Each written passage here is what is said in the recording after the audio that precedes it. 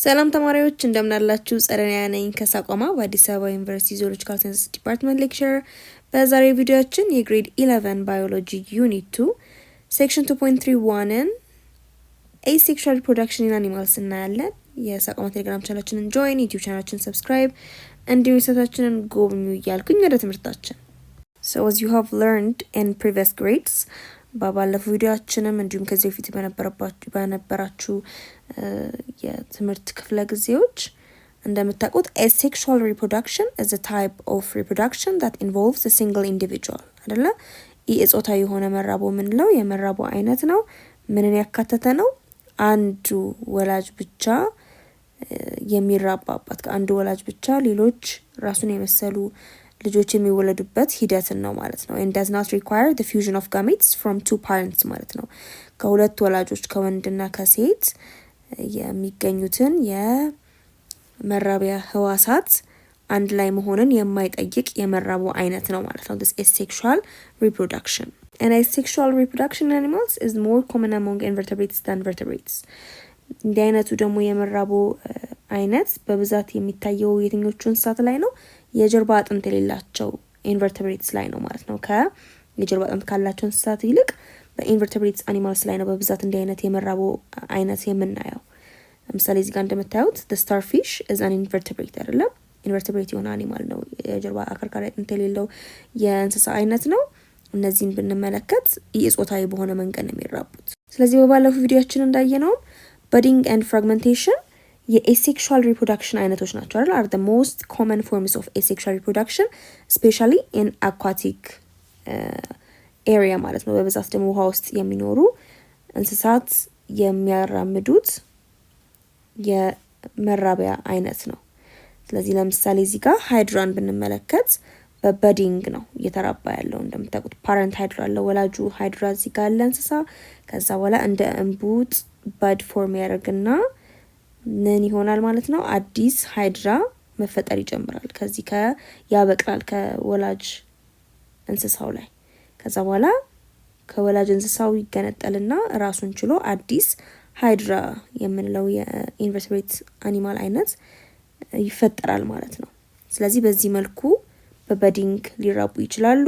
እንዲሁም ደግሞ ፕላኔሪያዎችን ማየት እንችላለን። ኦኬ this planaria የምንላቸው ኢንቨርተብሬት አኒማልስ በፍራግመንቴሽን ነው የሚራቡት። እዚህ ጋር አንድ ወላጅ ፕላኔሪያ አለ፣ ወንድ ወይም ሴት ልትሆን ትችላለች።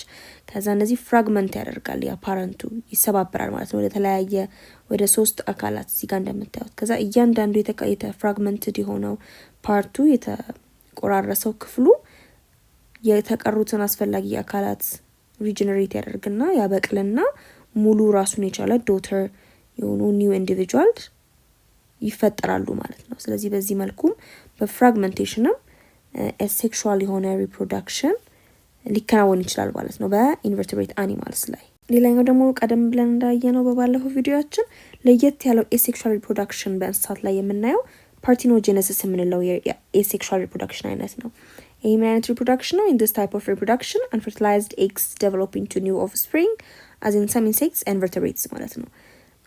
የሴቲቷ እንቁላል ያለምንም ፈርቲላይዜሽን ሂደት ማለትም የወንድ ዘር መጥቶ ሳይዋህደው ምን ይሆናል? ወደ ራሱ ወደ አንድ ሌላ ኒው ኢንዲቪጁዋል አዲስ ልጅ ያድጋል ማለት ነው። ስለዚህ ያንን ሂደት ነው ፓርቲኖጀነሲስ የምንለው። እዚህ ጋር እንዳያችሁት ንግስቲቷ እንቁላል አላት፣ ንግስቲቷ ንብ እንቁላል አላት።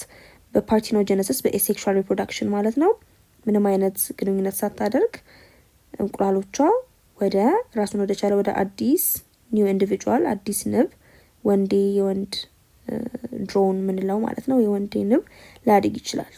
በተጨማሪም ደግሞ በሴክሹዋል ወይም ደግሞ ልትራባ ትችላለች ከወንዴ ድሮን ጋር ሴክሹዋል ሪፕሮዳክሽን ልታካሄድ ትችልና ጾታዊ ግንኙነት በማድረግ ከፈርቲላይዜሽን ተፈጥሮ ሌሎች ደግሞ ሰራተኛ ንቦች ሴት የሆኑና እንዲሁም ደግሞ ሌላ ሴት ንግስቲት ንብ ሊወለድበት የሚችልበት ሁኔታ አለ ማለት ነው።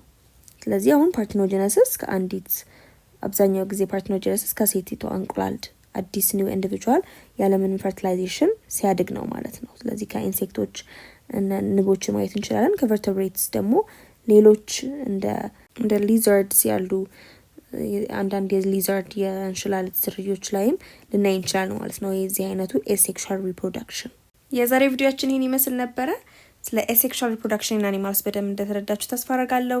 በቀጣይ ቪዲዮአችን ደግሞ ስለ ሴክሹዋል ሪፕሮዳክሽን ኢን አኒማልስ ወይም ጾታዊ ስለሆነ መራቦ በእንስሳት የሚለውን ሴክሽን እናያለን። የሳቋማ ቴሌግራም ቻናላችንን ጆይን፣ ዩቲዩብ ቻናላችንን ሰብስክራይብ፣ ዌብሳይታችንን ጎብኙ እያልኩኝ በቀጣይ ቪዲዮ እስከምንገናኝ ድረስ ሰላማችሁ ይብዛ።